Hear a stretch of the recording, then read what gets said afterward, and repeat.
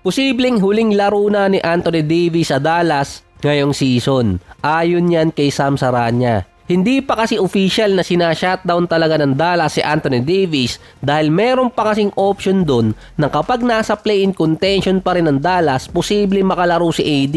After kasing ma-evaluate ni Anthony Davis noong nakaraang linggo ay wala pa ring timeline ang binibigay sa kanya. Nasa 18 games na lang ang Dallas, 3 wins pa rin ang lamang nila kontra sa Suns. Isa pa doon, wala namang binanggit si Sham regarding sa trade kay Anthony Davis pagdating ng off-season. Pero si Nico Harrison ang GM ng Dallas. Yung injury kasi niya, kahit sinabing kada araw nakaka-recover na si AD, iba pa rin yung mismong injury nakuha niyang pwedeng bumalik anytime.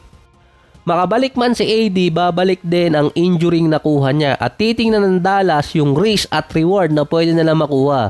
Kasi ang sinabi, 3 years title contention ang hinahabol. Problema doon, sa 3 years na yon na base sa kontrata ni Anthony Davis, wala na yung 1 taon ni Kyrie dahil sa injury. Wala pang official statement ng Dallas kung ibabalik ba nila si AD or hindi.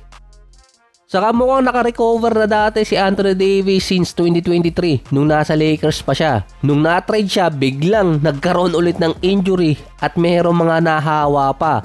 Malaki ang risk kay AD na pabalikin ngayong season dahil sa load ng team.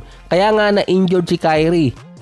Mas delikado rin yung isang injury ni Anthony Davis na matagal niyang iniinda, yung Achilles tendinitis. So hindi ko lang kung tama bigkas ko doon. Ito yung matagal ng injuring sinabing pinagmulan ng mga injuring nakukuha ngayon ni Anthony Davis. Since 2021 pa ang injury na yon ni Anthony Davis na hindi niya pinaopera at lumalabas pa rin yon sa mga injury report niya. Mula magkaroon ng ganitong injury si Anthony Davis, tuloy-tuloy na yung mga nakukuha niya pa. Kahit si Giannis meron ng ganitong injury na nakuha last season at ito rin yung iniiwasan niyang maoperahan. Sa Knicks naman parang iintayin mo na lang kung sino yung unang bibigay sa kanila. Mukhang nakahinga naman ng maluwag dahil si Jalen Bronson ayon dito kay Coach Tom Thibodeau mawawala lang ng 2 linggo dahil sa injury sa paa na nakuha niya yung injury na to versus Lakers. Kahit 3 sunod na natalo ang Knicks sa California team, 11 games pa rin naman ang lamang nila dito sa number 7 sa East. Mawawala si Bronson until March 21. Depende pa kapag na-clear na talaga yung injury niya. At least 6 na games na mawawala si Bronson sa lineup. Sa 6 na games na yon, 2 ulit California team ang makakatapat nila. Kings at Golden State na naghahabol sa playoff spot. Yung Kings may sarili din problema. Kailangan tuloy nila ng pamalit sa 26 points, 3 rebounds, 7 assists, 49 and 38% ni Bronson para sa last push nila sa playoffs. Ikalawang game pa lang ni Bronson na hindi nakapaglaro ngayong season at pwede pang madagdagan. Versus Lakers nung nawala siya at nagkaroon ng injury, nakapaglaro pa siya noon ng 41 minutes.